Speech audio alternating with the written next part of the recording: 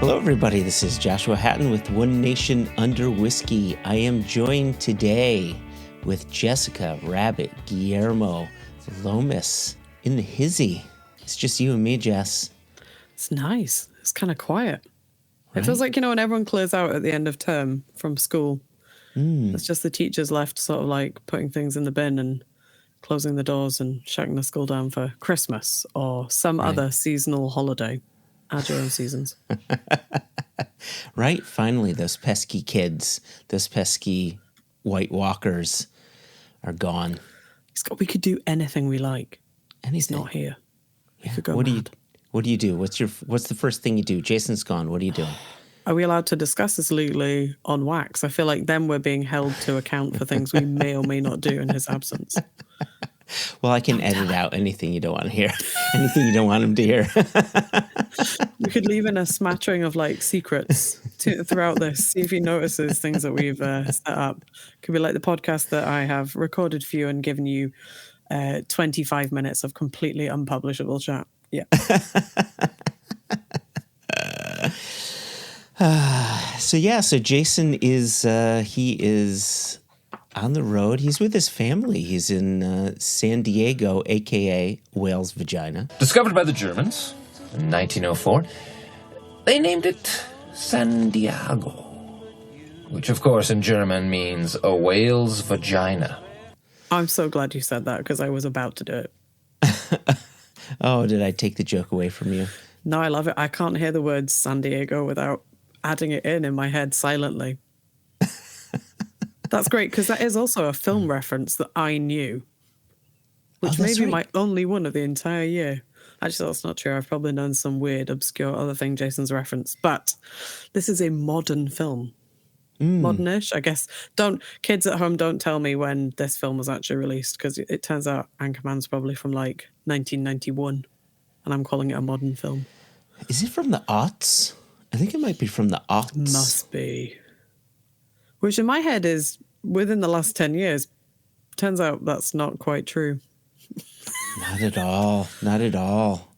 You and I just had this discussion, but I really don't like how time works. It doesn't make any sense anymore. Not at all. Like I was over at my friend Greg's house just last night, and we were listening to records, and I was introducing him to a Bonnie Prince Billy album, and I think the album was from 2006, and I was like, "Oh, this is." I said, "This is one of his newer albums. It's from 2006." It was like 19 years old. 19 years old. Yeah. Like Matsing. Like, look at a whiskey bottle. Look at casks.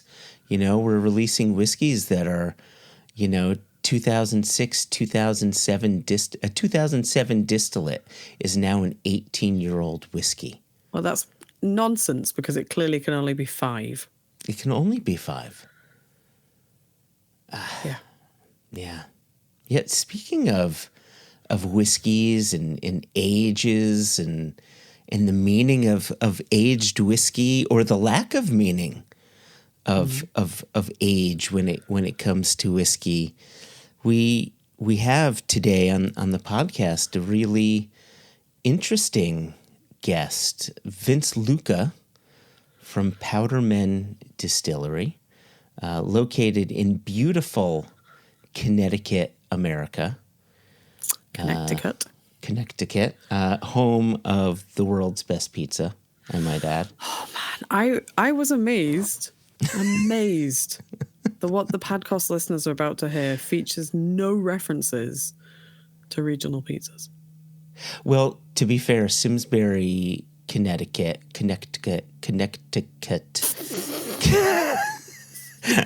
haven't even drunk any whiskey. I'm going to change that right now. You need to change that immediately. That'll help. So Simsbury is exactly 1 hour and 8 minutes from my house. You can't make it faster. I don't even think you can make it slower. Like it is only 1 hour and 8 minutes from my house. And to get to the world's best pizza from my house, it is exactly 17 minutes. So we're looking at an hour and 25 minutes from New Haven to Simsbury. So, like, you can't really talk about New Haven pizza when you're an hour and 25 minutes away. I think that's why we kind of didn't bring it up. I feel like in American driving terms, though, that's nothing. You guys do that for, I was going to say a cup of tea, a cup of coffee.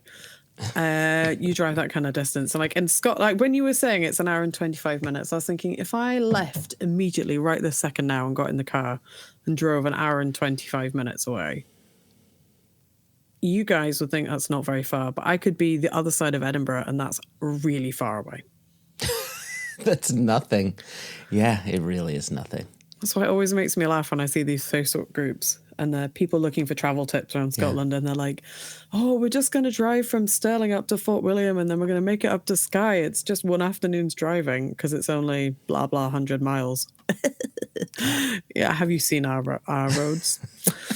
Hour and 25 is like, it's like a quarter of one of our older podcasts. It's nothing. Yeah. It's, well, I think it's a neat...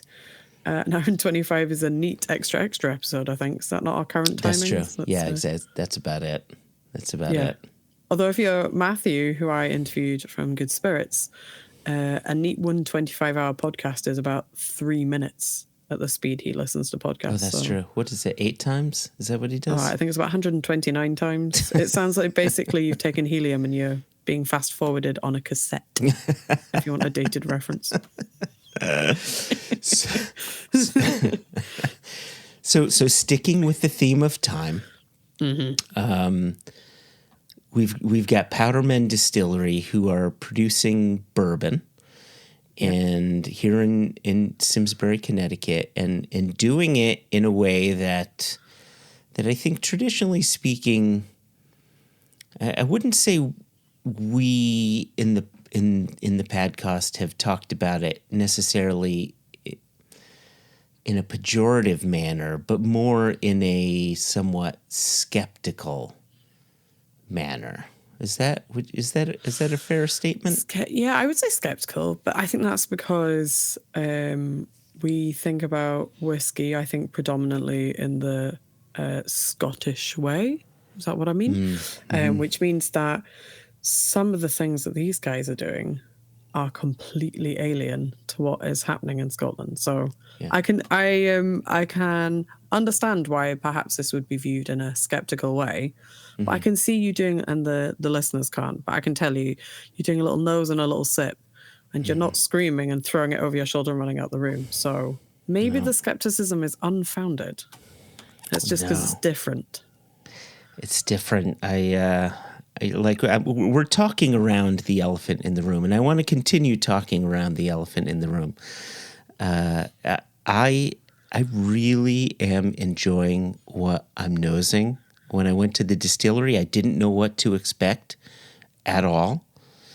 And when I got there and I heard about the process, I said, I don't know.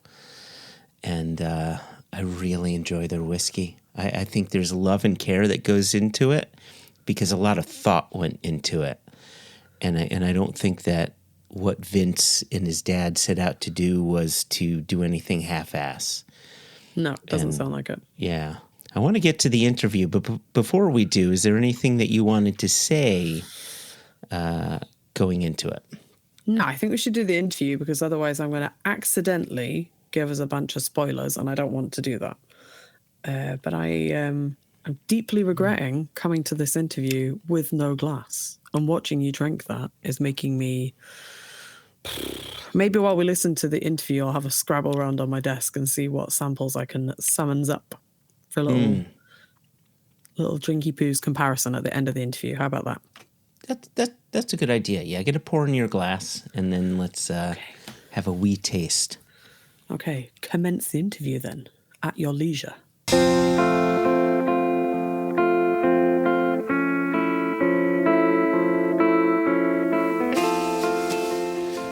Well, Vince, Lucca, thank you so much for having me at Powdermen Distillery. Yeah, anytime.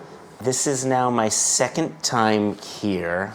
I'm trying to remember what brought me here for the first time. I just shot my shot and messaged you on Instagram and was like, hey, you want to come up to the distillery? So I've been podcast listener for a while now. Oh, you dropped Padcast. I Well did. done, you. Yes. Yeah. And I was like, oh, look these guys up on social media. And, because I also like Single Cask Nation whiskey through our friend, Sean Muckle. Oh, yeah. At Village Cork and Keg. He introduced me to him. And it's kind of weird. I knew about Single Cask Nation whiskeys, and then I started listening to One Nation Under Whiskey podcast, and then I put the two together that it was you guys all along. It was like the same people doing both. Oh, so you thought it was two different for like entities? a very small amount of time. Okay. Yeah. Until the first episode about, or first time you mentioned like a new bottling, and I was like, oh, wait. Got it. Okay. Regardless. And so I saw on one of your Instagram posts that it was tagged in Guilford, Connecticut, and I was like, hey, that's not too far away. It's like, it's like, asked you if you want to come up. You said yeah, and then we hung out for a couple hours. Yeah. Yeah, and I came here. I didn't know what to expect. I didn't expect a very small, teeny tiny, beautiful little operation, but small operation. Each one of our 2 floors is about 1,000 square feet. So you've got 2 floors. Yeah, we have a basement. That's where we do the mash. I think you showed me the basement. Yeah. You did. Okay. So, but our usable space is like about 1,900 square feet. So. Okay. Small. Okay. Yeah. Yeah. Okay. Yeah. Working on finding some warehousing space. So. Oh right. Those pesky barrels are kind of big. Yeah. But you're not. So what? Well, I mean, we'll get to barrel sizes and all that. I mean, people are hearing like sounds like this. That's us swirling glasses. I don't know if they can hear it, but maybe they can hear it. But there you go. Well done. So first off, let's get a little history behind the distillery, behind why you even wanted to start the distillery. I believe you told me it's you and your dad who started it. Yep. So. Basically, the story goes, my dad is a lifelong whiskey fan. I think his story goes that his grandmother rubbed Jack Daniels on his gums when he was a little kid to stop him from teething, or help his teething at least. So that's why he picked up a taste. So Old Number 7 was his first love. But he's in the blasting business, and I guess I am too by association. Yeah. And blasting is where the term powderman comes from. So blasting powder. Like blasting rocks. Yeah, blasting rock rocks. music. Yeah. Sorry. The rock aspect of the rock music, yes. Yeah. So we work primarily in construction and quarrying mostly. Okay.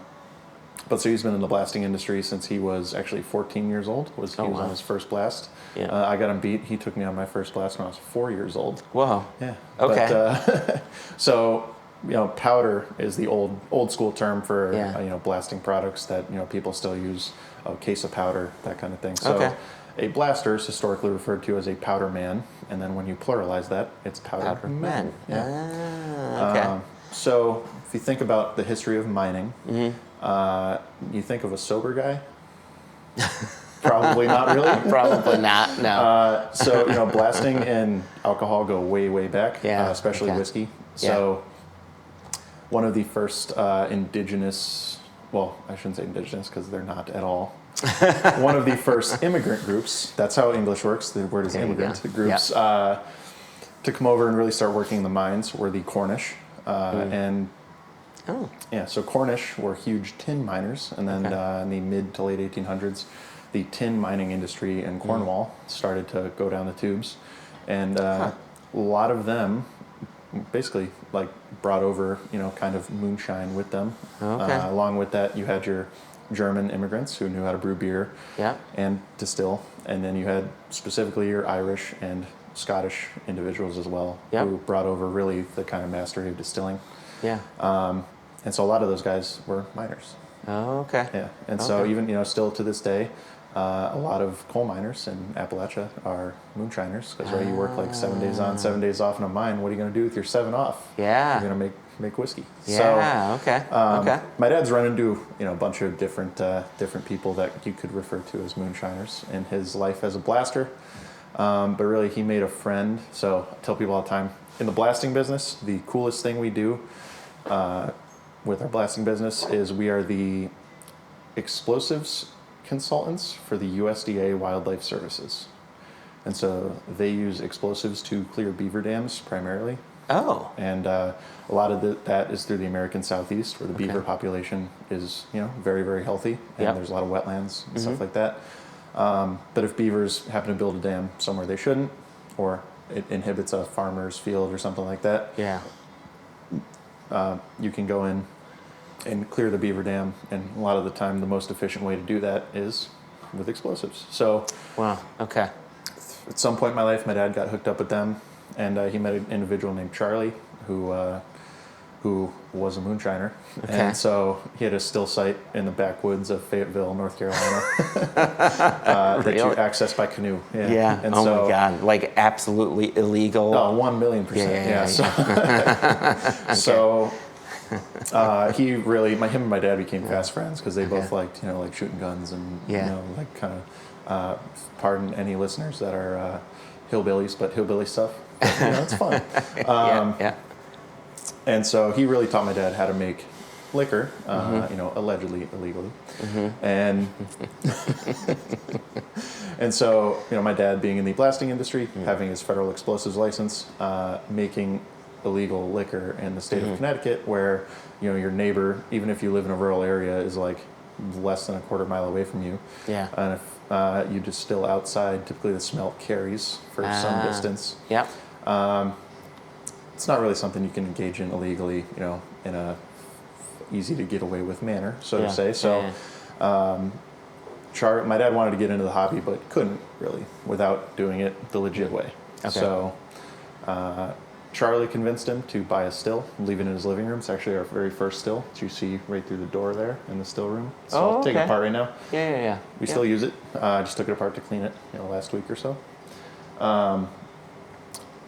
Told my dad, leave it in your living room, somewhere you're basically tripping over it every day, as a constant reminder to basically go through with what you want to do and, start the process of licensing a distillery. So he did that. Yeah. He bought a wicked cheap still. I don't even know how he found the guy that made it. The guy didn't even have a website, bought it in Asheville, North Carolina. Oh, okay. Drove down there, got it. It's like some corner of the internet I didn't even know existed.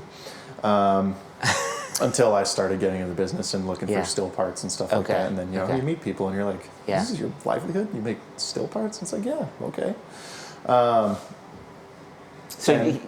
So really quick, so he made that whole still, or was it a matter of I've got these number of parts and he can build it to your specifications? So basically he was just selling moonshine stills with basically pot and a thumper. Got it. And a worm tub style condenser that's easy to use in the woods. Yeah. So we actually And so we originally just bought one of his off-the-shelf stills. Yeah. And that actually had a different pot than that one in the other room. Okay. Which we have downstairs. Okay. And that was like a direct fire style pot. Oh, so when we inevitably did start the distillery, and so we got incorporated in 2016. We got federally licensed and started producing in 2017. And this is all, on a hobby scale. This is not like we're going, quote unquote balls to the wall with it yet. Yeah.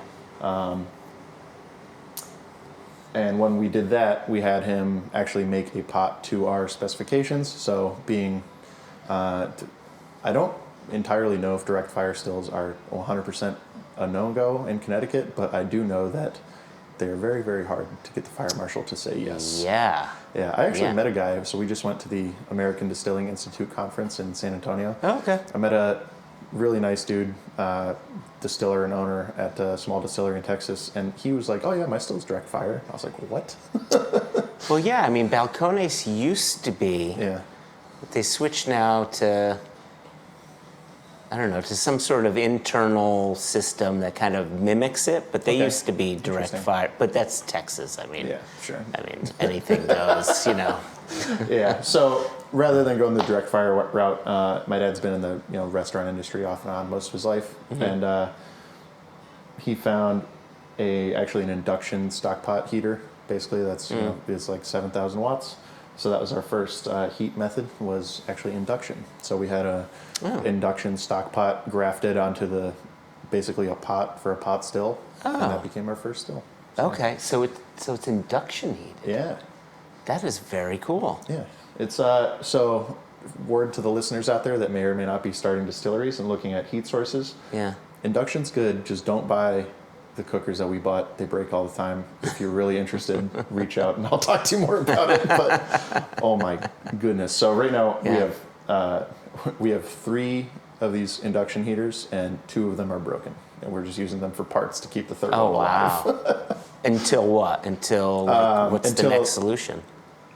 We haven't gotten that far yet. Oh wow. Okay. So the one you see that pot sitting on in there, I actually just converted that over to just an immersion electric heating element. Okay. Like kind of pretty standard. So yeah. Wow. Okay. But yeah, so we were pretty much started off as a hobby and with our induction heated still, and chugged right along as a hobby through 2017 and 2018. Started filling a couple barrels in 2018 once we really had our recipe ironed out and that kind of thing. So originally we had started with our friend Charlie's moonshine recipe, basically as our corn whiskey recipe. I don't even think we covered this yet. So we make corn whiskey and bourbon. Yeah. Okay. Yep. And so Charlie's moonshine recipe was our corn whiskey recipe initially.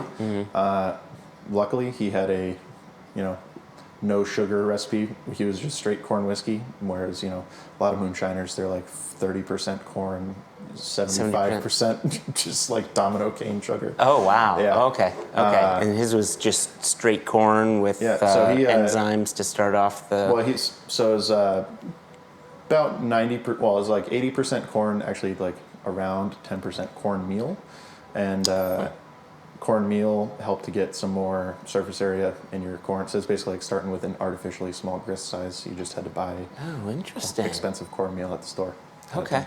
And then malted barley for the enzyme. Oh, okay. Yeah. I gotcha.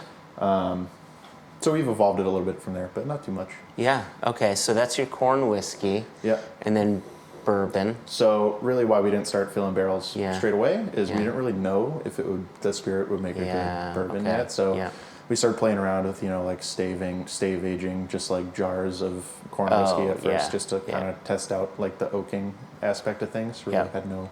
Well, if you ask me, I still don't really know what I'm doing. And especially, I was going to give you a warning. I was like, I've listened to both episodes, recent episodes with the gentleman from Westland Distilling. Yes. Shane? Right? Yeah. Shane, Showtime Armstrong.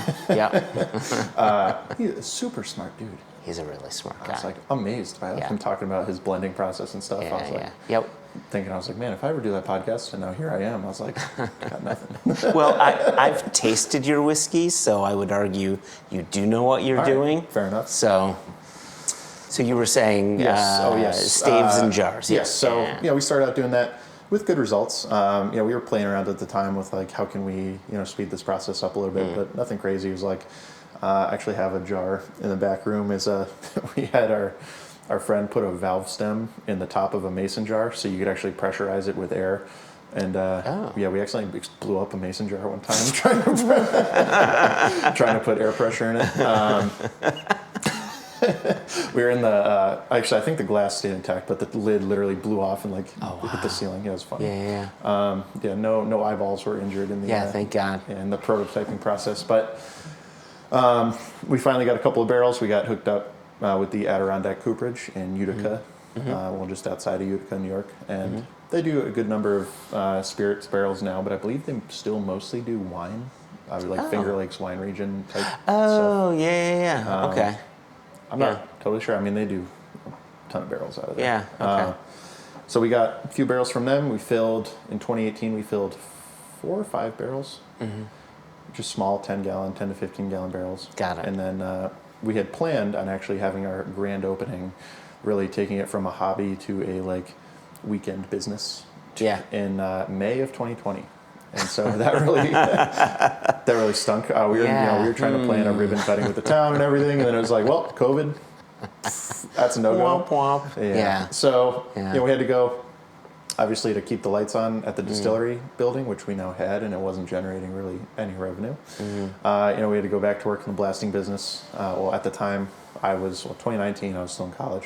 2020, I graduated, but my dad, to put his time more focused on the blasting world. And so it's really, distilleries had pretty much taken a back seat. Yeah. For the past 3 or 4 years. Obviously, we still had some activity. Filled another barrel in 2021, and we actually ended up harvesting 3 of the 4 original barrels we had filled in 2022. Yeah. Excuse me. Just giving out bottles to friends and family, selling some to people that would see the door open on a Saturday and just kind of waltz in. But no regular business hours or anything like that. It's just I can imagine. I'm trying to put myself in the shoes or in the ears of the listener. And then we filled a barrel in this year. And we did, 5 barrels in this year. It really is a small operation at this point. But you had plans for, like you said, having a weekend operation in May of 2020. And so what was that plan? How many barrels were you targeting in 2020? And what was that growth trajectory meant to be in your eyes? So the goal for my dad has always been set the distillery up as a basically retirement income. So he's born at 64. Yeah, so he's getting closer to retirement age. He's 61. And he's turning 62 in January. Oh my gosh, he's only 10 years older than I am. Oh my gosh, that's so funny. I could be your dad, Vince. Don't say that. So really, the goal in 2020, we had, at that point, 4 barrels aging. And we actually were making quite a bit of White Dog. My dad and I and our friends have an affinity for corn whiskey. So a lot of what we were making at the time, we were just drinking because we love corn whiskey. Like raw or okay. Nice. Well, but proof down. We generate so our corn whiskey that we sell is 80 proof because we really market it to people as a cocktail ingredient that you never knew was out there. Kind of thing. We've made margaritas for people and they're like, "This is amazing." And I'm like, I know. Oh, wow. Wow. Corn whiskey margaritas, my favorite cocktail. Oh, okay. We need to come back to that because I need a recipe. 100%. Okay. Yeah. All right. Also, I just bought some bitter orange peel, so I'm going to try making my own corn whiskey-based dry curacao kind of thing. Oh, man. And do a fully in-house corn whiskey margarita. Okay. Other than the limes. I can't grow limes in Connecticut. A little hard. A little hard. So in 2020, we were really planning on doing corn whiskey and 2 barrels and keeping the fill trajectory going and kind of doing doing a couple of barrels a year basically and get our feet under us until my dad was ready to put some more time and energy into the distillery. Gotcha. Okay. Yeah, and that didn't really work out, so we hit kind of just were treading water through 2022 in 2023, and we had filled a barrel in 2021. It was 30-gallon barrels. Could have been a liquid when you're just kind of giving them away. Harvested that in 2023, and for only 2 years old, that was a solid barrel. But I basically from 2020 through 2020 end of 2024, I was out working in industry as a mechanical engineer, primarily on the manufacturing side of things, and really my goal in life was to always not do that forever, and then be a distiller or spend my life doing something better than working for the man. Yep, I hear you. Yeah, and so really just a lot. It all happened a lot sooner than I thought. So I got basically pissed at my boss one day in last December. Quit my job. I gave my dad a 1-day notice. And we took the distillery full time. It was really, honestly, a big jump. And it's actually funny. I was driving back from family Thanksgiving, which I had to leave early to go to my work that I hated. And I called my dad and I was like, "Dude, I can't do this anymore. Can I come back and work for you?" And I was honestly at the time just expecting few months, blasting in the wintertime and stuff like that, which is bitter cold, no fun. Yeah. And then, looking for something, after I kind of just like got my mental health all back in order from my job that I hated. Yeah. And he was like, this is the best thing. He's like, this is the best news ever. He's like, I wish it was 3 months from now when we had more money coming in, when the blasting business picks back up. He's like, but screw it, we'll figure it out. It's like, all right. There you go. Went into work the next day. Quit, Yeah. walked out the door and actually came right here. Oh, that's my dad great. and I, got to work. I was cleaning for like the first 3 weeks. Okay. And, got really distilling in January. And so we really, because of what I had talked about, it was really a hobby. We had harvested barrels, that kind of thing. We pretty much started from square zero. Well, square one, I will call it, in January because, we kind of knew what we were doing. We had a recipe, we had the equipment, and we had the space and everything. But we only had one 15-gallon barrel that was coming up on 6 years old. Yeah. So really it was just starting from square zero. Yeah. And that's, wow. Yeah. Okay. All right. So we've got corn whiskey, and I know you make bourbon, and we have whiskey in glass. Can we before we go to this whiskey, which like I've been nosing this whole time, I'm like, I really want to taste this, but I want to hear about your bourbon. So we went from 80% corn, 10% cornmeal, 10% malted barley. Yeah. That's your corn whiskey. I'm getting up for the listeners. Yeah. Grabbing a jar. Oh, look at that. It's I actually just did this the other day. It's our kind of visualized mash bill. So I did not measure this, but now we're about 90-10 corn barley. I got you. Oh, okay, so you've switched it up. You don't do the meal anymore. Nope. So we basically just, now that we're in a controlled environment with better equipment, we were able to go finer on the grist size. So we mill our corn to, I would say it's pretty standard distiller's grind, which is generally very fine.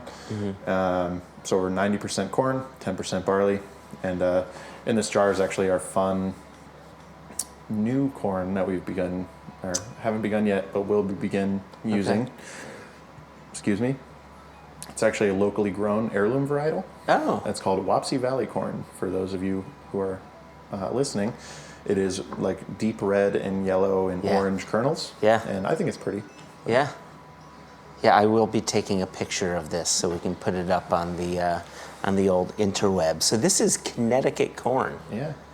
And so our corn we have been using is also from Connecticut, or just our standard yellow dent. Okay. But trying to look for something that can differentiate us a little bit. So just a spoiler alert for all the folks listening. Pretty much every distillery that's at least grain to glass in Connecticut, they all, including us, get our corn from the same farm. Oh, really? Yeah. Pretty much everybody gets the corn from this one farm in Summers, Pleasant View Farm. They have a great product, non-GMO, potentially organic, not verified though. Okay. But it's a good quality product. Yeah. But just looking to kind of separate us a little bit, I reached out to our malt supplier, which is the Thrall Family Farm out in Windsor. And they're actually, fun fact for you, the oldest continually operating family farm in the country. Really? Over 300 years farming the same ground in Windsor and surrounding areas. Connecticut. Yeah, Connecticut. So I love that. For the past 100 or so years have been growing tobacco. Yeah. And about 10 years ago they got into malts. So they're, historically, and the only reason I know this is I read an article because I was like, it's so interesting how you go from tobacco to brewers and distillers malt. Yeah. And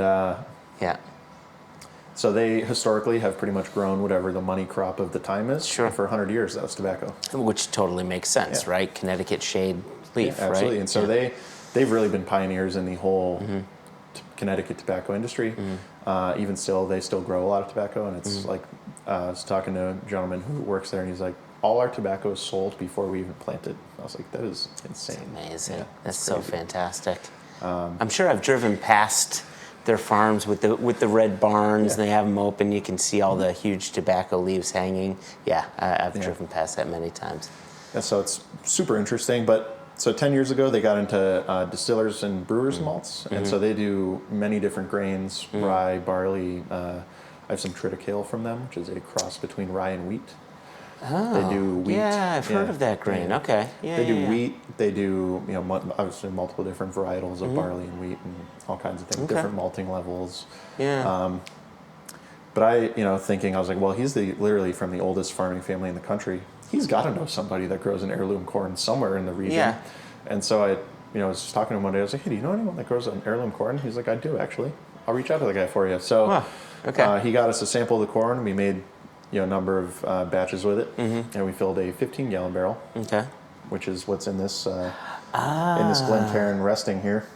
And is that what's in our glass No, there's just not. now? So Okay. this will be, the heirloom bourbon will be the last one we try. The last Yes. one we try. Okay. So then, okay. Because I was going to say, oh, what have you noticed is the difference? And I will be able to taste the Yes, you difference. will. Oh, I love that. Okay. So, This was just a visualized representation. So our yellow corn mash bill is the exact same. It's just with yellow corn instead of the Wapsie Valley okay. corn. So, Wapsie Valley. Okay. So what's in the glass now? Then this is your corn whiskey. corn whiskey, yellow corn whiskey base. Yellow corn whiskey base. Then barreled becomes bourbon. The corn whiskey is the unaged. Yeah. Okay. yeah, I got you. Yep. Okay. Yep. Yep. So the last time we were here, we had talked about really what we had done as we only had one barrel aging when we took the distillery full time. And so really what we're doing, and this is a total kind of stumbled across this concept. Yeah. Really as a result of my time in the aerospace industry, but give the listeners some backstory. So, we had that one barrel. We harvested it in February. We thought it was pretty good. We ended up submitting that barrel to the San Francisco World Spirits Competition. We won a double gold medal. We were like, what the hell are we doing? Totally was like, I was driving when I got the email. I was like at a stoplight, looking at the email, and I was just expecting it to be like, hey, sorry, no medal, come back next year. Yeah. Kind of thing. And it was like, double gold, oh my God. I think I started crying. It's totally ridiculous. Didn't expect it even in the slightest. Yep. Validation, right? Yeah. And so really that was kind of our, me and my dad, we're like, all right, well, what are we going to do? So there's obviously a future here if we kind of stick with it and, play our cards right. But, being small business owners, even though my dad is a successful small business owner, it's not like he can bankroll an entire distillery for 4 years without making really $1 on any kind of aged spirit along the way. Yeah. So we're trying to figure out, paths forward. And obviously everyone knows, well, not everybody, but people know that you put a barrel up high in a rickhouse in Kentucky, it's going to age quicker than a barrel down low. Of course. Why is that? Well, it's warmer up there. So took that line of thinking along with a concept I learned in my time actually at an aerospace company, Ensign Bickford, right down the street here, where we used a concept basically to artificially age aerospace parts that we made for shelf life testing. So you make a part, you need to test that part or a sample of the parts from the lot of parts that you made to verify that they'll work at their certified shelf life of, call it 10 years. And so you say, all right, well, how do you do that? You can't Terminator it and go forward 10 years, test the part, and then go back in time. That's an official term, Terminator it? I'm making it one. Yeah, I like that. And then go back in time and, be like, all right, we're good to go. Yeah. So what do you do? So there's a principle that, accepted by NASA where, roughly, and this is generally, it's more of a rule of thumb. There is obviously science behind it, but the rule of thumb basically says that for every 10 Kelvin or 10 Celsius that you increase in the ambient temperature or just temperature of an object, the rate of reaction in that object approximately doubles. So this goes along with high school science. How do you speed up a chemical reaction? You heat it up. It goes faster.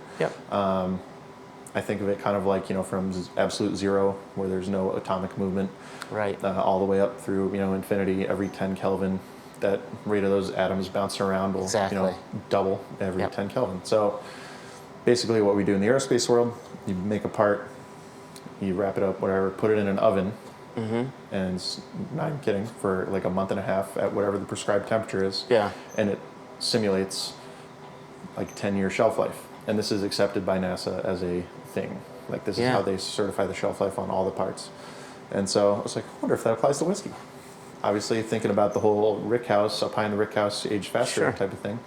I found a couple studies online that validated that line of thinking. I was like, we'll try it. So we bought for those of you in the restaurant business, we bought basically an Alto Sham. So big reach-in oven. It's basically like a reach-in cooler, but it heats stuff up instead of cooling it down. Yeah. And filled a 10-gallon barrel with some whiskey, threw it in the oven. 3 weeks later, we had a product that wasn't that bad, I will say.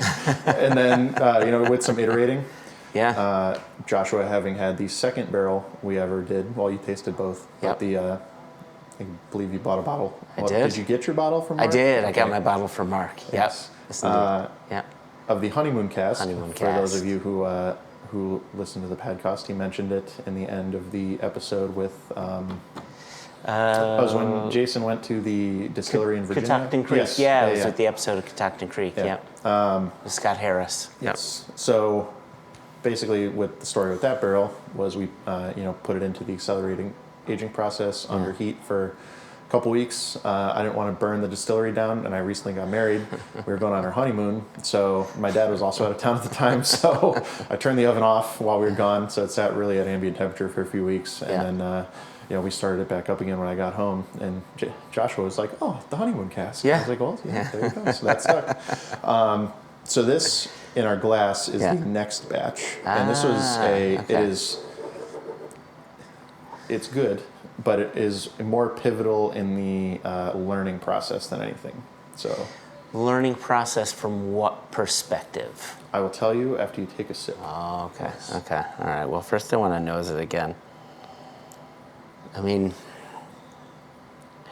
so let me ask you, like, when you're looking for what you feel is quality, what is it that you're looking for, nose to palate to finish, that's like, okay, this is what I feel will be a good Powdermen bourbon? So with the accelerated aged products, which is, so for the listeners, basically I've kind of stumbled across this concept where all of our bourbons, for the time being, are aged for about a month. Okay. A little bit more, a little bit less. So amazing to me. It's crazy. I wake up just every day and I'm doesn't- like, what am I doing? And it doesn't nose like, it doesn't smell like it's been force aged. There's a lot of other companies, and I know I asked you a question and I didn't give you a chance to answer it, but I will in a second. But like it doesn't,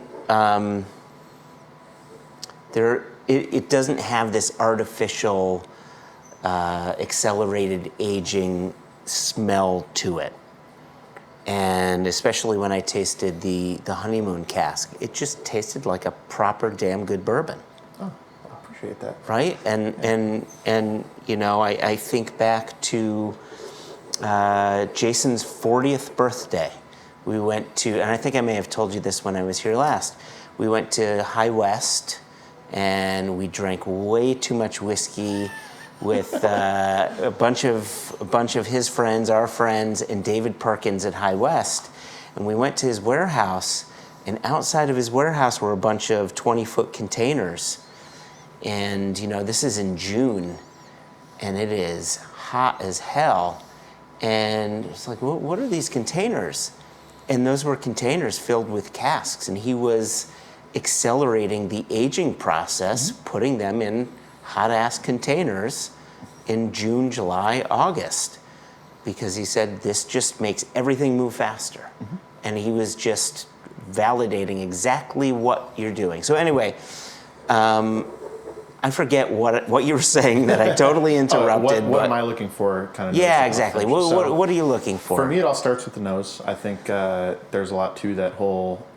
You can get a lot of understanding of a whiskey from the nose. Yeah. Like, I know there's blenders out there that don't even taste their whiskeys if they don't pass the nose. The nose test. Yeah. Yeah, that's me and Jason. We don't do it. So for me, if I'm, sampling a barrel or something like that, it'll start with the nose, and if the nose isn't ready, I don't even bother with the taste test. I just dump the sample back in the barrel, and I'm like, needs more time. So on the nose, generally what I'm looking for is a lack of harshness. So, like, you know, with corn whiskey, and generally we have, I would call it, so I should have mentioned our corn whiskey won a gold medal at the San Francisco World Spirits Competition as well. So I can now say I know we have pretty good corn whiskey, which is our feedstock for the bourbon.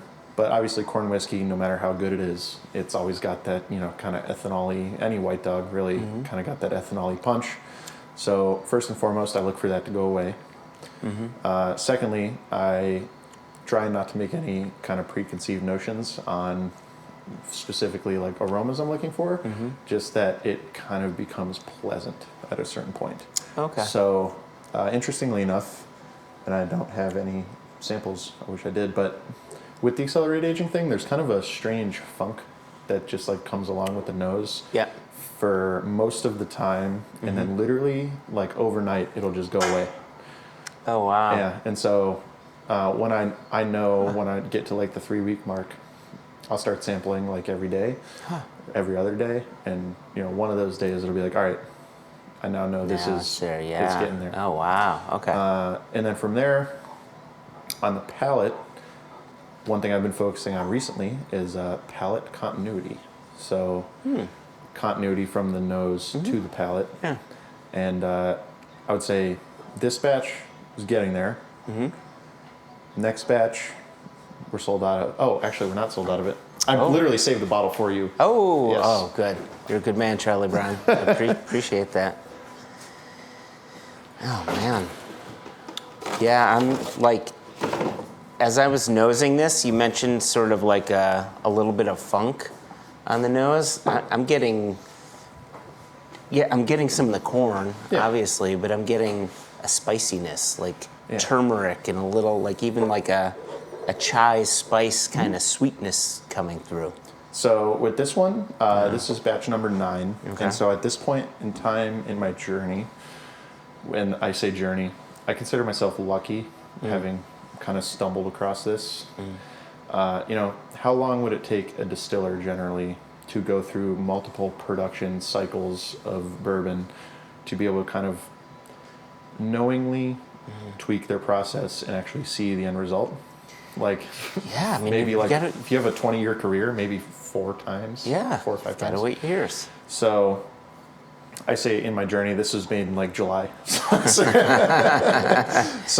it's like really not that long ago. But at this time, I was really still thinking, you know, like the temperature cycling, super important. Okay. And so this batch kind of decoupled me from that because I actually took this barrel. Well, so this is batch 9. This was intended to be a single barrel, as all of our whiskeys were. This is actually a 2-barrel blend. Okay. And the reason for that is I was trying to fix the barrel that was originally batch number 9. Oh, So all right. basically what happened was I was still in the notion that, you know, cycling is important. It's not, you know, the heat, it's the, you know, pulling everything out of the wood, whatever. Yeah. And I basically way over oaked the original barrel. Oh, I got you. I cycled it back and forth from the oven to actually a freezer every 2 days for a month. Wow. And it was like, just like, it was like you were licking, not even the inside of the barrel, is like if you're licking both a charred and uncharred piece of green oak, like at the same time. And it was like, ugh. Yeah, okay. Yeah. And so basically just so I didn't have to like, you know, redistill it or dump it down the drain or do whatever. Okay. I did some experimenting and actually figured out that, well, I blended it basically 50-50. This was just in a jar, test jar. 50-50 with some corn whiskey. Added a couple of oak staves, just to like used oak staves to mellow everything out, and ended up turning into a basically like this. So what I did, filled another 10-gallon barrel with more white dog, aged it for just 3 days, just so it had some color, and so it was in a barrel and could be called bourbon. Blended the two together, let them sit for about a week, and this was the end result. So Wow. And so now I'm in the line of thinking, and it kind of makes sense, I think, where like oaking and aging are like decoupled from one another, where so now I'm finding, and I can put that on display for our batch 10 once we get All right. do a little bit more of this is so like think about Scotch whiskey. Mm-hmm. Sure, a lot of Scotch is aged in refill barrels, so it may not it may not have as much oak to begin with, but sure, there's plenty of Scotch and single malts that are aged in first use American charred white oak. Oh yeah, yep. So why don't those taste as oaky as a bourbon? Generally, some do, but some don't. Well, what's the temperature swing in Scotland? Exactly. There's not much swing exactly. at all. Yeah. And in Kentucky, there's a ton of temperature swing. And so you think about the amount of oak that'll get extracted from the barrel. In Kentucky, it's significantly more, and in Scotland, it's significantly less. But then you also look at the average temperature. So for the listeners, we age these barrels between 140 and 150 degrees, with some variation along the way. Yeah. I actually looked this up. So the average yearly temperature in Bardstown, Kentucky, over the past 3 years is about 60 degrees Fahrenheit. So it's like, really, snap a line over the average line over the entire year. 60 Fahrenheit. But the fluctuation is massive. Okay. So okay. So we're going to get geeky here in a second, listeners. Do it. So I'm working on an analytical model to go along with our accelerated aging physical process here. So really what I'm kind of starting to learn, and obviously I could prove myself wrong tomorrow, but what I know to be looking more and more true is that amount of oak influenced by temperature fluctuation and overall, call it age, is influenced by the average temperature it's aged at. So if you think about the average temperature in the Highlands of Scotland, over the course of a year, it's probably in the 48 to 50 degree temperature range. In the Highlands, I mean, with the winter snow and things like that, perhaps. And generally, it's cooler, obviously, than 60 degrees in It's Kentucky. pissing down all the time. Yeah. Okay. But it doesn't really fluctuate that much, right? No. It's, might go up to 65, 70 during the summer and down to, snowy in the wintertime. But overall, there's much less a temperature swing than, 105 in Kentucky during the day and 40 at night. Yeah. So if you think about, call it 50 degrees Fahrenheit in Scotland versus 60 degrees Fahrenheit in Bardstown, Kentucky, that's 10 Fahrenheit, which is about 5 Celsius. So going by our previous principle of a doubling of basically aging rate for every 10 Celsius or 10 Kelvin, because it's the same, that'd be what, about 1.25 to 1.5 times as fast aging in Kentucky versus in Scotland. So if you think about and obviously this is just one data point, but if you think about bourbons generally starts to overage 10 to 12 year time frame. Scotch, you see your sweet spot for Scotch is, in my opinion, that 15 to 18 year range, and that's about 1.5 times what bourbon is. There you go. Yeah, so obviously that's there's just one data point, and no one online, please nail me to the wall for that. People are going straight to the internet. But honestly, I've started to put more data to it, and obviously it's there's nothing patentable about putting a barrel in an oven, and I don't want to have to be looking over my shoulder for the hired hand of major bourbon distilleries all over the world trying to take me out. I'm kidding. But yes, that's pretty much what we're doing. So basically, my model. And I feel like such a dork saying that. No, please. This is all of the whiskeys are this one is a little bit older, and because it's a blend of a artificially older and a artificially younger put together. It's in the 5 to 7 year range. Gotcha. The theoretical 5 to 7 year range. With some lack of balance in some areas. And so basically what I did is took my, cycling. So also obviously you do get more extraction just at straight high temperature.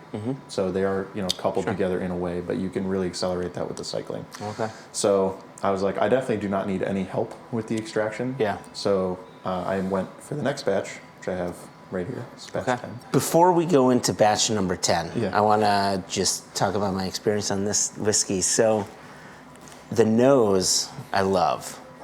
The palate, like I like what you said about the continuity. I didn't find immediate continuity from nose to palate, but then I found the flavors kind of built, and then I found the continuity, and then it became a little drying on the palate. Like it had this unusual evolution. So I can see, like, so you're still sort of building it, right? Yes. So that batch was, and it came out drinkable, Yeah. but it wasn't really what I was looking for. But it was important to the learning process of the oaking and everything like that. So that's why I felt I should include it in our little tasting here. So Where's the where's the spice coming from? Is that the oak, do you think, or is it? I think so. Yeah. So I've also noticed a little bit of a difference between a Char 3 and a Char 4 barrel. Char 3 is giving you more spice. Char 4 is giving you more of a Char 3 giving you more of like a spicy spice. Char 4 giving you more of like a warm gingerbread kind of spice. Ooh, okay. So the barrel that the F up barrel, that was a Char 3, and so part of the thing with that is that, and people know that too, the oak extraction is higher in a Char 3 because it takes less time for the whiskey to get through the char layer into the base wood. Gotcha. Okay. And so one thing I'm finding with the accelerated aging is like the temperature does so much. It's almost like a little bit of a wrecking ball that you kind of need to set your process up otherwise to like insulate for that a little bit. So batch 10 is in a Char 4 barrel, which some people know, but other people think it ages quicker. It actually ages slower than a Char 3, having to do with the thicker char layer. Okay. All the different cracks and crevices in the char layer. Whiskey will spend more time in the char, developing a richness, less time in the base layer of oak.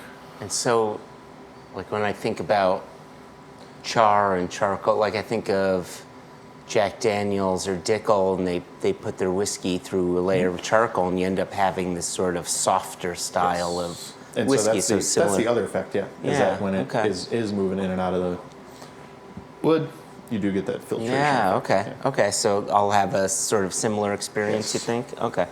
And so along with that, this was in my first time using a 15-gallon barrel for the accelerated aging process. Words are hard. Especially when I didn't take a single English class all through college. So it's like just flying blind here in terms of the English language. Just go with it. Just confidence. Just boom.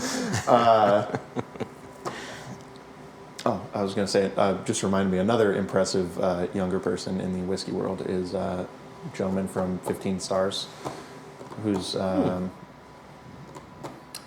forget his name, but he's like 25 and is like their master blender because it's like him and his dad's company. So that's crazy. I don't know that. Yeah. Are they Connecticut? Kentucky. I think Kentucky. I was listening to a competitor podcast. I didn't know that there were any other whiskey podcasts, so I don't believe a word that you're saying. With an E. That doesn't count. Well, and for the listeners, our whiskey is spelled no E. That's right. I remember. This is like, music to my eyes. And so, with batch 10, Char 4 barrel, 15-gallon barrel as well to try and combat some of the oaking. So a 15-gallon barrel has about half of the surface area per volume ratio of a 10-gallon barrel. Okay.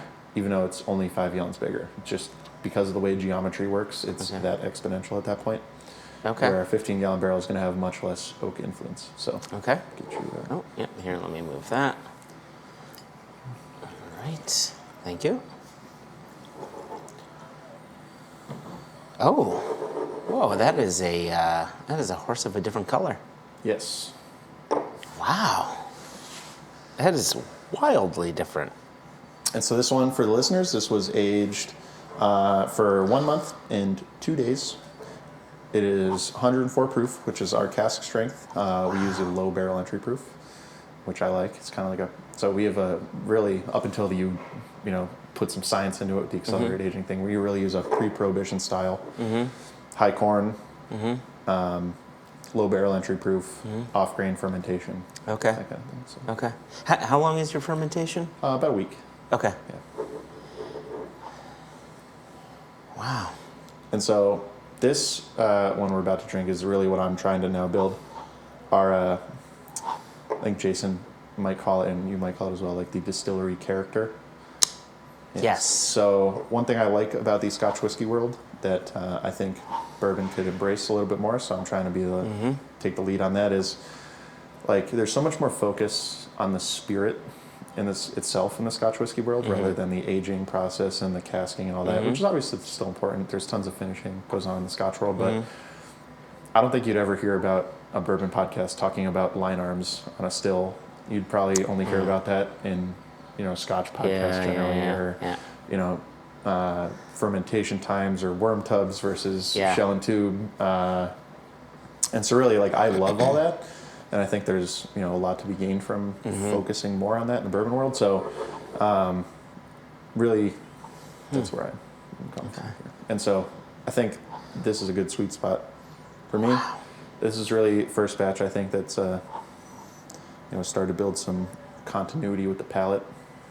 Gosh, it is. So the other one, by comparison, batch 9 was definitely oak forward, big spice. This is soft, pretty. It is. I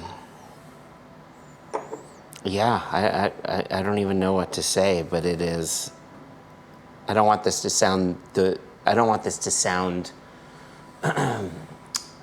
how do I want to say it?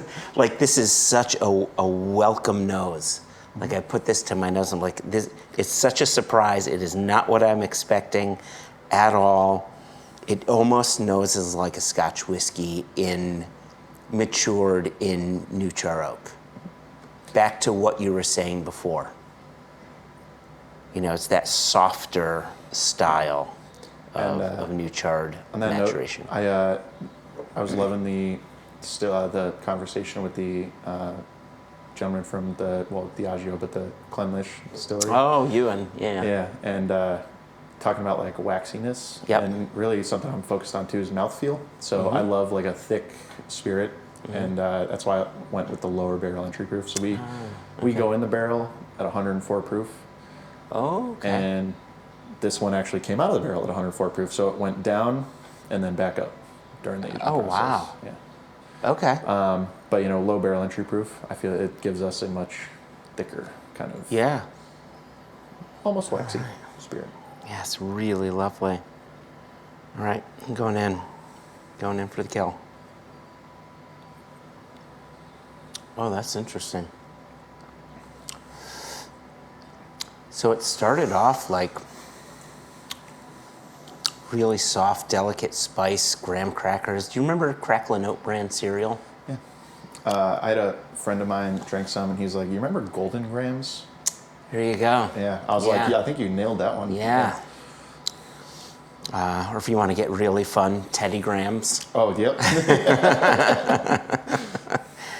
But it has that sweet graham cracker kind of quality to it. Oh, wow. Really good finish to it as well. Really has some good length to it. So what would you say is your spirit character? This is what you said. This is our spirit character. Yeah. How would you describe it? So I would describe it as a mix between generically, right? Part of the reason that we use Charlie's 90-10 roughly corn malted barley mash bill, absent rye or wheat, is my dad and I like a sweeter bourbon. We like a more kind of desserty type of drink rather than a high rye kind of punch you in the face with some spice type of thing. So really, that's where kind of like our wheelhouse for us to drink is. And the reason I really like this one in particular is that it's got that kind of rich gingerbread graham cracker. And that's kind of like what I want to be the presence in our spirit on the nose and the palate. Yeah. Well, you've nailed it. And I would argue, like, when I drink bourbon, I typically prefer high rye or something that's going to cut the sweetness down. And I don't find this overly sweet. I find it really well balanced. Thank you. Yeah. I tend to agree with you, and I think the balance is probably the other piece of the distillery character is like a present sweetness, lack of spice, but not overly sweet. You know what I mean? And I also love, like, I'm just looking at the legs, like they're pretty well frozen generally. Yeah. And I like that nice thick viscous mouthfeel. Yep. Wow. Yeah, really nice. And so is this like you're still in the learning process, right? So has this now become a target for you? 100%, and I missed the target with the next batch. So next batch was my first step up to a 30-gallon barrel. Oh, that's right? Because it's so like with each size, you've got to like its own challenges, recalibrate. Right? And so that 30-gallon barrel we had laying around because we last did a barrel order in like 2021, and it was like we've just had them sitting around. We have to rehydrate them before we use them. Oh, those oils! Holy crap! They're like wide, and So talk about spirit character. Yeah. We're able to get because of our still design. We use a thumper. So we have basically a pot, a 3-plate head. Okay. 3-plate reflux column head, basically, and a thumper. And so for those of you whiskey nerds out there, you might be like, well, hey, that's the same as a 4-plate head and no thumper, just an additional distillation cycle, right? But the thumper allows us to get a spirit, and it's really just down to like how the dilution ends up coming out in our heart's cut, where we are able to run the tails down far enough where we get a lot of that oil without the spirit being too heavy. Okay. Because we have a nice wide heart's cut from the column. But we don't, because we leave basically a lot of ethanol on the table, literally, well, I should say in the thumper, because it's literally collected in the thumper. Yeah. Our spirit isn't too neutral at the same time. So we right. kind of toe a nice line between heavy and neutral, where we're able to get good oil without being super heavy and like kind of weighing on you. Yep. Or too neutral. Like I find a lot of bourbons to be a little bit like too neutral, and they're missing some of the oiliness that'll. Yeah, sure. Yeah. Relying a bit too much on the oak. Yeah.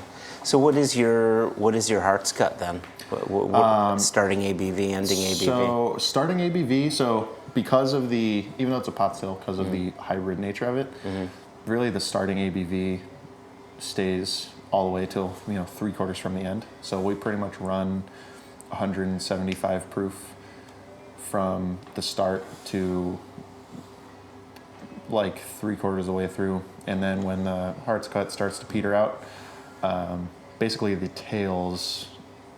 It's a long process when it tails off. Okay. And it'll drop from 170, where it runs throughout the vast majority of the hearts, to about 85 proof was where we make our last. Whoa. Cut.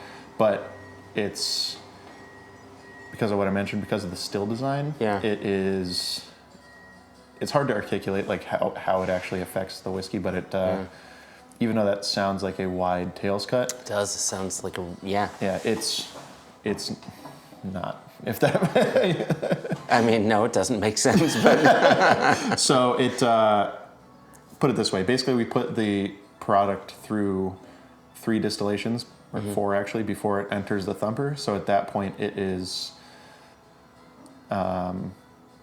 light enough, or even if you take it down to 85 proof in the tails, you're leaving behind a lot of the fusel oils and that kind of thing. So for our listeners who are a bit more Scotch-centric, can you remind them what a thumper is? Yes. So a thumper is a American, generally, apparatus that is, you may have heard of it, called a doubler as well. Oh, yeah. And so basically it's like taking your 2 runs and jamming them together if you have a wash still and a spirit still. Wash still would, evaporate your wash or boil your wash, and you collect it. Then you'd run that through your spirit still and then collect it. Gotcha. So in a pot with a thumper, the pot boils and evaporates and then condenses in the thumper, which is basically like your collection for your wash still. And then your thumper then re-evaporates and then goes through, just your normal condenser. Then you collect that, and that's your spirit run, essentially. Okay. But basically our still design, in most bourbon stills, you're in the 4 to 5x distillation range. Our still, before the thumper, we have a reflux column, and that allows us to impart basically 3 additional distillations before it reaches the call it the spirit still. Okay. So you're able to get the lightness of a column still with the heaviness of a traditional pot still, and kind of balance those out. Got it. Yeah. Okay. So what's next? All right. So next is going to be our batch 11.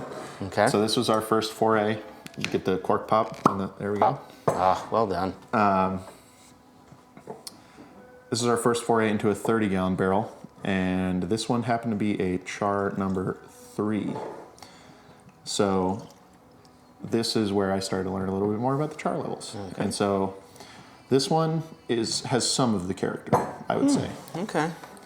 Where it's, I think, missing a little bit in terms of the target, which is batch 10, is on the softness. So, and I'm almost positive that is from the char 3 rather than the char 4. So you get more of that kind of forward oak spice rather than the softness that the heavier char imparts. I gotcha. Yeah, there's some connective tissue though. Yes. Like I'm still getting that sort of that Teddy Grahams, right? And that Cracklin' Oat brand. There's just like that richness there. But the spices come through. And I will say, had I done this first, this probably would have been my target, but I think I just ended up liking the previous batch so much. You know what I mean? Okay. It's like yeah. Okay. Yeah, deeper color as well. Not that I'm a color guy, but it's deeper color. Yeah, it's got a nice nose.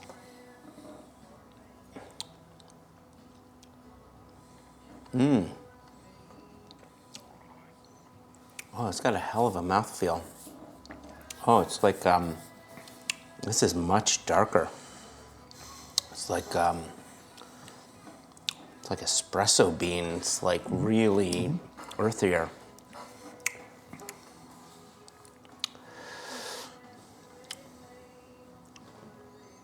Oh, but there's like wow. It's like a little latte in the glass. Yeah. Oh, I like that. I'm an espresso fiend, so it's like, I enjoy it because it's like, it is espresso-y, but it's like if you had if you just took a handful of Golden Grams and just crunched them. Yeah, just popped it right in there. But then the finish is just nice and light. There's a creamy texture to it. Yeah, I mean, I think this is really nice batch variants. As a consumer, I wouldn't be upset, from batch to batch. This would be fun to say, oh, batch 11 came out, and then just go side by side. Yeah. And so, okay, so batch 10 is the 15-gallon number 4. Char 4, and then batch 11, 30 char 3. Yep. Okay, and the same amount of time? Roughly. So I would say same amount of simulated time. Yep. Batch 11 was aged for about another 10 days than batch 10 was, but different temperatures and stuff. Okay. And you prefer the 15-gallon number 4? Yes. Okay. Okay. All right. Just trying to understand your and that's palate. strictly just my my own personal taste. Yeah. Okay. I've had plenty of people that come in and they're like, oh, I like this one better. So. And what does your dad like? Honestly, he give the guy a lot of credit. He can find something he likes in almost anything. Yeah. Okay. You know, he wouldn't hesitate to, you know, do shots of very old Barton with you at a bar Yeah, somewhere. yeah, okay. But, you know, he's also, like, appreciates the finer things in life. So, he's actually, so, since he, and the reason he's not here today is that I think he's sleeping right now because he just got back yesterday from about a month-long road trip across the country. So he's, you know, officially considering himself semi-retired. And so he took himself out to Yellowstone, him and his dog, and they were just hanging out. And then my uncle and my grandmother live in Northern California, so he continued on his way out there. Oh, wow. And then came all the way back, just attended a wedding in Ohio yesterday. Oh, wow. That's a hell of a trip. 2 days ago, yeah. Yeah. So he actually has not tasted batch 11 yet because literally I put it in the barrel, I don't know, probably a week before he left. Yeah. And then I just bottled it like last week. So he has not had a chance to try Oh, wow. it yet. I feel privileged. There you go, yeah. Yeah, we just, I mean, if you can call it a release, we just like bottled it, made it available 2 weekends ago. Okay. Yeah. Okay. All right. And are we on now this experimental one? Yes, Is that where so we this are? will become, after we get through probably another 15-gallon barrels worth of yellow corn. And so for the listeners, it takes me, I can do about a 15-gallon barrel a week right now.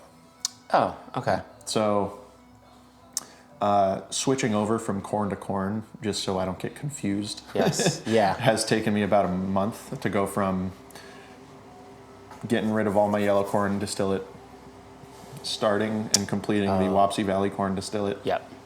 and then switching back over to the yellow corn. That whole process has taken about a month. So Yep. I've done a ton of distilling in the past month. I've done a shitload of mashing. Yeah. Yeah. And so we have about one mash cook. Well, it's not about. We have one mash cook to one run. So I'm making mash like pretty much every day. Okay. Distilling, trying to distill pretty much every day. But we just bought a new still. Yeah, so it'll be a 100-gallon still as compared to our current 45-gallon still. Yes. Amazing. But it'll actually about triple our capacity because we'll be able to run both at one time. There you go. The goal is to do, well, and I could say the goal that we will be doing either one 30-gallon barrel or two 15s per week as of about next April. That's amazing. That's awesome. Hell yeah. We're super excited. I still wake up every day and like pinch myself. I'm like, is this my job? As I wake up at my leisure and like come to work. Like Again, back to what you were saying before, like in 2018, we filled one barrel, and like here you are. That's very cool. All right. So for the listeners, we've had, before we started podcasting, and it's actually still a little bit warm, I just pulled a barrel sample. Oh, wow. Like straight from the barrel. Yes. Oh, wow. Okay. So this is our first batch of our Wapsie Valley heirloom corn bourbon. And this will become, honestly, we made the decision to switch over before we even put anything in the barrel. The White Dog was so much more flavorful. For the listeners, Joshua's guarding his glass from a fly right now. Yeah, there's little fruit flies around here. Yeah, I actually just discovered a fruit fly haven that I've been searching for about a week, and I got rid of it today, so they'll all disappear. Okay, in about a day they'll or so. die eventually. Good. These little bastards. But things I never thought I would have to worry about, like chasing down fruit flies and like fighting off mice and stuff like that. Like anything grain and beer. Whoa. So you talk about cleanlish. The heirloom corn I would call waxy. I've never had cleanlish, but you know, on the nose, this gives me like not the apple part, but like, you know how you smell like a waxy piece of fruit, almost like that. Yeah. Kind of thing. Oh shit! I wish I'd known that. I would have brought a bottle of Cleanlish with me. Next time. There you go. There you go. So with the White Dog from this, we were like, oh my God, this is so much better. The mouthfeel, the flavor. So our corn whiskey has a very good flavor, but it's, I would say, a bit shallow, and that, you know, comes from really the corn. The heirloom White Dog really was like a full palate, start to finish, front to back, side to side, like flavor kind of the whole way through the drinking experience. And we were like, well, this is definitely going to make good bourbon. Wow. At some point. And then, so here we are. Yeah, it's got there's an unusual sort of brightness to it. that I didn't get in any of the others that I often refer to as like this high sweetness, like a cotton candy kind of sweetness that just sits above everything else. Sure, yeah, I get that. So, also for the listeners and Joshua, talk about distillery character. I was happy with batch 10. I like this in a different way, and I really like it in a different way. So that's why I'm thankful we're small enough where it's like I'm not really effing up any kind of like character we've built up over the years. You know what I mean? Yeah. So I'm more than happy to kind of start anew. And the ratios are the same. You've kept the mash bill the same. You've just changed the corn. Kept the recipe the same too. So it's really just swapping out the corn. Okay. Interesting. And it's also interesting how much variance just a corn will give you. Like, have you found the yield is the same? Better. It's better? It's better. Oh, shit. And it's also cheaper. Oh, my gosh. Look at that. Yeah. Well done. You never hear that. Never, ever. I was like working with our farmer, and he was like, "Oh, here's the price," and I was like, "Really?" Yeah. That, I'm not gonna lie, did sway my decision a little bit. Yeah. Wow. Okay. Yeah, that's. Don't look a gift horse in the mouth. Is that what they say? Yes, it is. Yeah. So along with this, I've also changed our yeast blend. So. Ooh. Yeah. Oh, there's like a. Just like a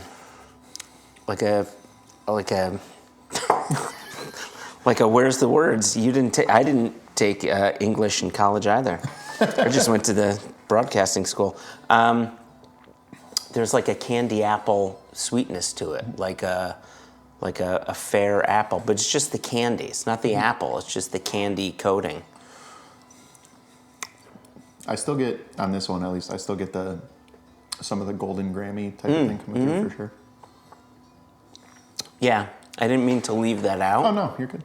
I'm just mentioning the new things that I didn't taste in the others. Oh, that's very interesting. And so... So this one still has about another week in the aging process, which will be I would say the equivalent of like a 2 years of drinking experience. Yeah. And you say it's got another because you're still getting a little bit of the funk on the nose? A touch. And to be honest with you, so on our bottles, and we are changing up our label, working on redesigning. But our bottles right now, they're deco printed on the bottle, and it says months or years and months aged. And I don't like writing a fraction on the months, so I try to do it for at least 1 month. Yeah, exactly. Yeah, so. I really love seeing the direction you're going in. It's, I love that you get to play around. It's so fun, right? It's like, I'm just a science geek at my core, if the listener couldn't have figured that out by now. And it's really just fun, like being able to rapidly kind of iterate and see really the results of truly just the scientific method kind of at work. I tweak a little something every time just to see what it does to the barrel, and that's led to, I personally think, improvement over the past, over the past like 8 months or so. It's been really fun being able to like iterate and and see the difference in that. Yeah. And I still am like, I almost feel like a little bit dirty in a way. It's like I'm a bourbon geek and whiskey geek in my core, so selling stuff that's a month old is like, hey, that's bad, but then I think it's really all about the liquid at the end of the day. Yeah. And really, it's really just a tool to get us to the point where we can age stuff, that's longer and longer and longer. But we've stumbled on this. What would happen if I did this for 2 weeks instead of a month and let something sit naturally for 5, 6, 7 years, right? You never know. Right. Could be something magical. That's a good point. That's a really good point. So a new still, new corn, doing a couple of barrels a week. 1 barrel a week? No, 1 barrel a day. 1 barrel a week. 1 barrel a week? Like, but bigger barrel or bigger 2 barrel. Smaller barrels. Yeah. So, my goal is basically like 12,000 bottles a year. And right now you're currently Our max capacity right now is like 3,500 to 4,000. Okay. In that range. Yeah. And right now you're just self-distributing in Connecticut. Yep, just locally here. Okay. We do actually sell online, and we ship to like 40-something states. And I'm not going to lie, I only started looking into that once I saw that Single Cask Nation does that very same thing. Hey, there you go. So So I was like, yeah. all right. So I found a company that sets you up with basically a third-party retailer, and our orders route through them, and we fulfill through them. So it's all Give the 100% legal and details. everything. Our listeners need to hear it. About Where do they find you? all right, so we're at Powdermen, MEN, spirits.com. You can buy any one of the things that we tried today on there. The only caveat is that we sell either our 90 proof release or our cask strength offering. If you really, and this is the luxury of being a 1 to 2 man operation, depending on the day, if you really want a certain bottle, certain batch or something like that you may have seen somewhere, just email us, place an order, and we will just give the correct thing to our retailer to ship. Yes. Gotcha. So with the batch-to-batch variation, it's proved to be more of a pain to do it, like how you guys do with a new label and everything every time. I would love to be able to get to a point where we do that, but for us it's really challenging. So we just do different batch numbers for everything. So what's your email address? My email address is Vince, VINCE, @powdermenspirits.com. Yeah. Beauty. Vince, this has been awesome. Thank you so much for sharing your story and taking me through these whiskeys that have been delicious. I've got my honeymoon bottle, and you said you put a bottle to the side that I need to purchase, so there you go. So I just want to toast to you and to your dad, and nothing but success moving forward. Thank you, Joshua. I appreciate it.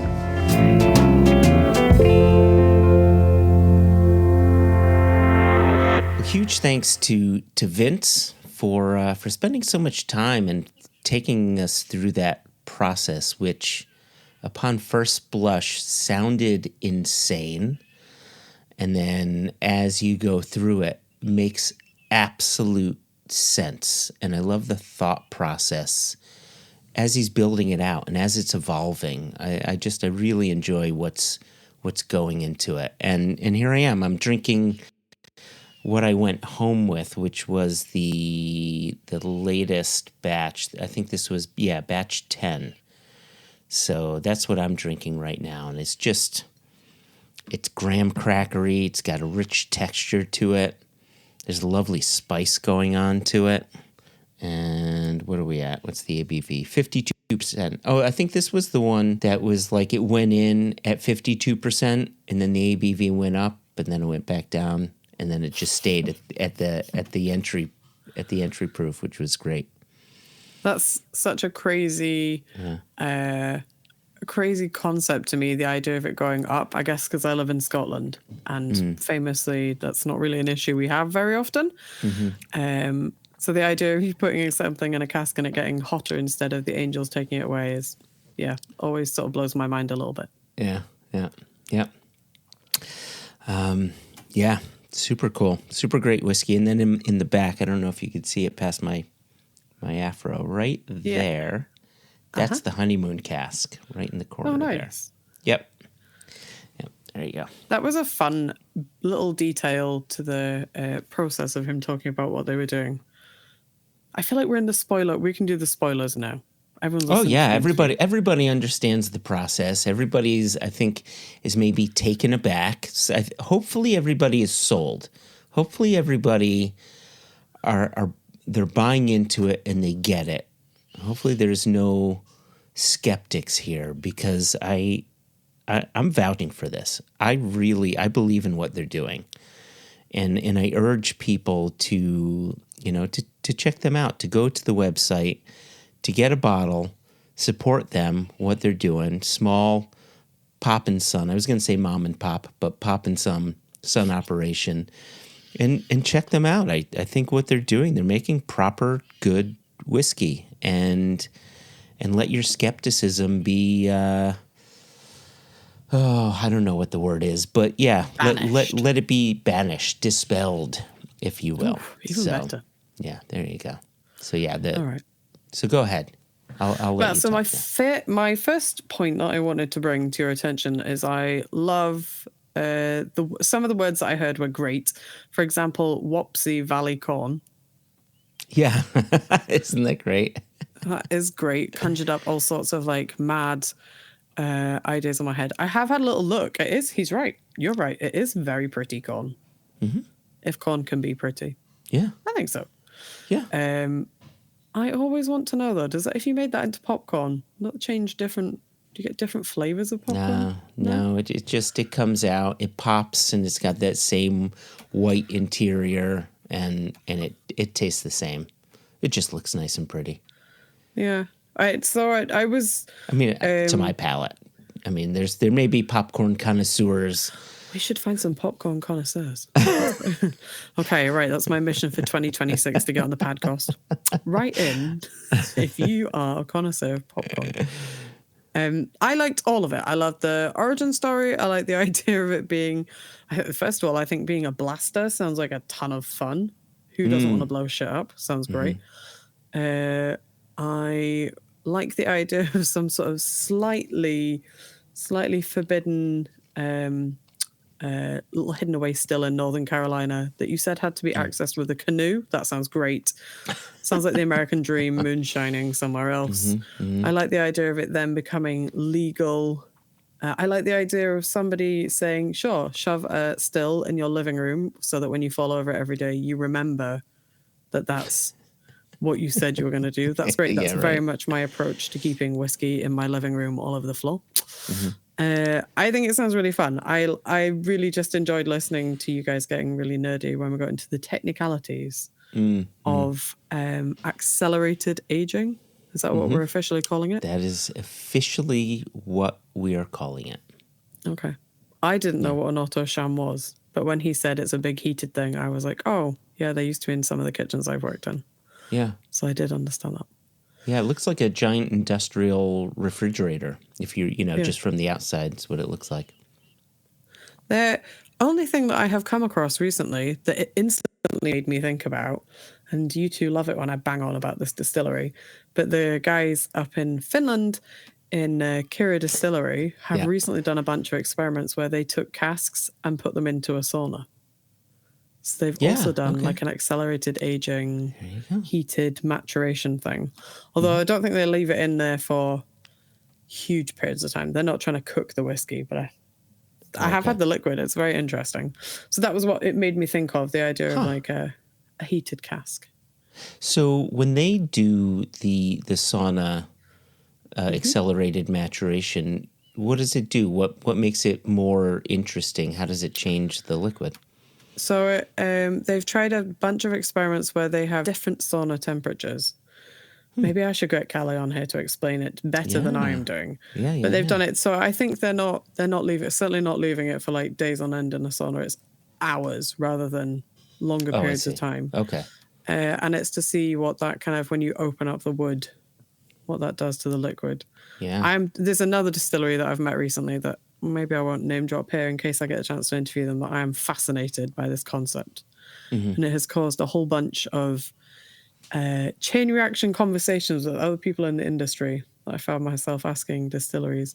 Not necessarily questions about heating the cask, but about the liquid inside. So let me put a pin in that, to quote Jason, and I shall see if I can come back with an answer to these things in 2026. It requires a bit more investigation on my part.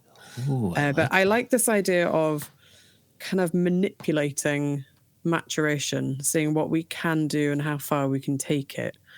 The temperature, as we've discussed and you guys discussed a little bit, in Scotland is relatively steady. So I guess maybe you have to be in places like Kentucky where you get a much higher fluctuation between hot and cold to really play with it. I'm sure I heard about, was it Buffalo Trace that were doing experiments where they were putting casks in all these very strange rooms. Some of them were like temperature, some of them were humidity. Some of them, they were playing rock music too. I definitely heard about a distillery who were doing that. Whether the vibrations, if you play very loud music near casks, does the liquid vibrate and does that change maturation? That sounds like really crazy shit. Yeah. Experimental aging. Yeah, I remember that. That wasn't the Metallica. No, that was before the Metallica stuff. Yeah, maybe. Yeah. I think it's a fun idea instead of just putting stuff into a cask and letting it go on its merry way and checking in occasionally in the liquid. I like the idea of like an additional push. Mm-hmm. What else can we do to change the way this liquid is behaving? Mm-hmm. And so this idea of literally putting it in a hot room is quite a fun, yeah. I wonder if they had like a conversation between themselves where they're like, this is bonkers, shall we do it? Do you think they had to like egg each other on? If you're pitching to your dad to be like, I've got some science that can back this up, but how about we buy a machine that's essentially a hot cupboard and put a cask in it? And your dad's like, yeah, sure, sounds great. Or do you think Frank was a bit like, no, show me the science? I think that's one of the things that I love about Americans is Americans are just like, oh, we could make that work. Yeah, and I was listening to this when I finished the interview. I did feel a bit like I'd sort of listened to a bit of the American dream. Like absolute. Yeah, for sure, right? Kind of like, especially all the history about like the moonshiners and kind of a bit buccaneer. Wild West is what I was kind of feeling listening to it, talking about like the history around all of it. Especially with the moonshining and Sounds so much fun. I like too the thought, like not just the maturation side of it, but the distillation side of it too, where they're incorporating worm tubs and thinking about texture and how that would play a part with the liquid. Like I can't think of a bourbon out there where they're employing worm tubs in the condensation, portion of that spirit. And I think that that's very cool. I guess there would have been some sort of rudimentary device that looked a bit like a worm tub in the eras of moonshiners. Oh, I think it's I think that's like, that is a part and parcel of moonshining. Right? That's like, yeah, it's old school, right? It's all you had, so you had to do worm tubs. And so if you have a modern day production facility, you're not incorporating that, right? So he's got something that sort of honors a much older tradition, and so I think it's maybe it's a bit more out of necessity and sort of out of necessity and B, honoring that older tradition, but it does play a part into that texture. Like when you get this liquid in your mouth, it's really luxurious. Like it is mouth coating. It's really quite nice. And, as we talk about worm tubs, it is nice to say, it's like, oh, I've got this bourbon that's, worm tub distillate. Oh, right. Yeah. Oh, that's interesting, and you don't talk about that much. And I like that aspect. You're triggering a lot of people with your worm tub chats. Are you about to suggest there's some sort of worm tub American? Oh, don't start laying down things that we can't. But while we were at texture, maybe I was also enjoying the discussion about waxy things. I also really enjoyed Vince admitting he's never had a Klein leash. I love the idea of being sort of inspired by the concept of a Klein leash. I also think this is a great point to put in here that various regular listeners of the podcast will now write in and tell you there are other distilleries who are waxy, especially people who are hashtag Team Deanston. Will tell you, don't forget about Deanston, because Deanston are very proud of their waxy spirit. Agreed. I'm really only rage baiting Flo. Hi, Flo. Rage baiting. Oh, I love that. I haven't heard that before. Okay. Yeah, when people put up like obnoxiously irritating videos, but the people that are creating the content know it's obnoxiously awful, they're really only doing it to get like interaction and responses of people being like, "This is bullshit." You're clearly on a different bit of Instagram to me. It's mainly things like Americans pretending they can make tea by putting a mug of water and a tea bag into a microwave. They're like, this is how the Brits should make tea. Meanwhile, the entire of the UK is like heavily triggered. Yeah, on behalf So the of all comment Americans, sections are just I Americans being apologize. like, this is fine, it's really efficient. And there's loads of British people being like, clutching at their pearls, gasping. Yeah, Our rage people baiting. leave the tea bag in the water for extended periods of time, and I don't understand why we do that. No, because it makes it better. But I'm also, if I'm not really a tea drinker, which is why I had to leave Yorkshire. But I'm not into the people who, when they're They making forced tea, you then, out, Jess. yeah, they did with forced you pitchforks. out. They were like, "Go, be gone." I'm not into tea where somebody's really hard squeezed that tea bag against the side. Have you ever seen people do that when they make a cup Yeah. of tea? They like You don't squeeze do every that. last drop of liquid out of it against the side. Blech. That's how No, you it make gets it all the bitter and horrible. astringency in there. Yeah, Yeah. doesn't work. See, I can be a tea snob without drinking tea. Which is it's a different level of obnoxiousness, I think. Oh, absolutely. Yeah. I also right. enjoyed your discussion about Thumper, which Yes. just makes me think of a rabbit. But Right? because I've heard it called do you guys say doubler? I've heard it called that yeah, before. doubler. I don't know if I've heard of it called as a thumper. A That thumper. only Yeah. makes me think of a rabbit. Yeah, I know, right? Bambi. Yeah. Oh, poor Bambi. Makes me cry every time. No, let's not. I'll start crying. Let's not go down that road. Wipe the tears. Yeah, I remember, I'm one of those odd duck Americans who got into whiskey through Scotch whiskey and not through bourbon. And so when I think it was in our second season when we had Denny Potter on the podcast when he was with Heaven Hill, and he's throwing around the term thumper as if I knew what the hell he was talking about. And we got him to explain what it was, and once he explained it, it made complete sense. And that's why I wanted to make sure that Vince re-explained it for our listeners, especially our international listeners. But yeah, it's a very American thing, that thumper or that doubler. Just like in rum production, you've got the retort system, which is very much a rum thing. And I remember when we had our interview with Richard Seal, and again, I didn't know what a retort system was.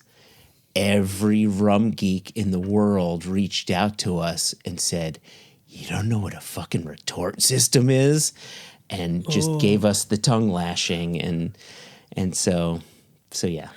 Well, that's why when I went to the Isla rum distillery and they very generously gave us a tour around, I had been secretly prepped with it, but I walked in and I was like, "Oh, you guys have a double retort system?" And their heads whipped around. They're like, "Sorry, who are you? What?" And I was like, "Yeah, Mitch told me to say that. That was not, I don't know what a retort system is either.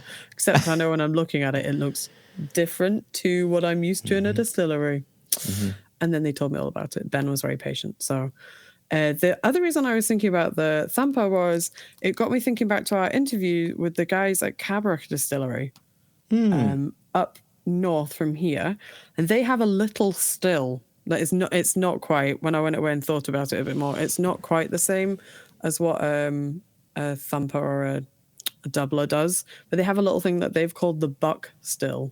The buck, yeah, that's right. It was like an animal thing. And that's like a tiny little direct fire. In my head, I was trying to piece that together, being like, have they built that system? They haven't. It's a red herring. Don't go down that rabbit hole. No, but I think it sort of accomplishes a similar thing without doing the same thing. I think it's also the same. It's closer to the worm tub thing. It's got that coil inside that's cooling the spirit as it comes off the still. But that's what it also made me think of. It's quite nice. I like listening to interviews with people who are, like Vince is, clearly very passionate about what they're doing. I like also how it makes my brain fire off in 8 directions, being like, oh, that's a bit like so-and-so, or that's what these guys are doing here. because the whiskey world's tiny, but we're all doing it in a slightly different way, especially once you get onto a global scale. I think it's a bunch of fun to listen to that. Yeah, and it's cool that, people just come at it from different perspectives. Yeah. They have different solutions and make it work, and those different solutions create different flavors, which is such a cool result. Yeah. I also, my final checks notes point from my listening was I really enjoyed the conversation about different char levels on casks. I wonder if that's something maybe we should explore a bit more, because we, as Single Cask Nation, have started using some heavy char casks, which is a number 4. But I have yet to see come up past my eyes anyway, any other casks that reference different chars that we have hidden away in our warehouses. I've only seen number 4. Don't think I've come across any 3 chars. Unless you have. I have. I've seen number 3 chars and I've seen number 4 chars, but I haven't. And then toasted. Yeah, we've just got toasted wood. I just haven't seen anything to my mind that's a 3 char. I quite like the idea of getting into this. I mean, also sometimes I wonder if we're getting too nerdy about this is a 2 char. Actually, it's a 3 char. Yeah, right. That's a difficult thing, right? Because if you're talking about Scotch whiskey, I think you're getting too nerdy. If you're talking about it in the context of bourbon or rye, then you're not, because in that context, that makes all the difference. And people want to know, what's the char level there? What's the entry proof? That makes all the difference when it comes to, changes of flavor, because it's new charred oak, and that really guides the flavors. But in the Scotch whiskey world, those differences are like really foreign to the language of Scotch whiskey. Yeah, it does also give me a bit of kind of food for thought, because we are definitely increasingly in the whiskey world, when we talk about sherry, we're no longer saying sherry, we're saying hogshead, or we're saying butt, or we're discussing the type of sherry that has previously been in that cask. And for most of the time outside of distillery walls, we just say bourbon. We don't really discuss it any further than that. But if you get to do a warehouse tour or a warehouse tasting with lots of distilleries now, they'll be like, this is a Jim Beam or whatever, Heaven Hill. All the Coopers that I've met love Heaven Hill casks. And once you're stood next to a cask, then you get to look at it and you say, oh, look, that says Heaven Hill on the end of it. But externally, when we're talking about liquid, we still tend to say bourbon. Move on. I suspect I'm answering my own question, that there's probably some sort of IP protection that Jack Daniels don't necessarily want you going around being like, blah, blah, Jack Daniels on a label. Sometimes in a tasting we'll say it. But we also never talk about like high wheated bourbons, because bourbon's actually really complicated. Well, I think you've got a couple things going on. I would argue that there are a lot of Scotch whiskey producers that don't necessarily want to disclose where they're getting their barrels from for 2 reasons. One, they could potentially be getting their casks from Speyside Cooperage or somewhere else, and so the cask may not be completely Heaven Hill. Or 2, that contract with Heaven Hill or insert bourbon distillery here may not allow them to disclose, or maybe it's not a handwritten one and it could end at any point in time. So there could be that. I know that Glenmorangie talk about using Jack Daniels casks. They talk about it, but they don't print it. The reason they talk about it is Glenmorangie have the forest that they own, or at least this is how they used to talk about it.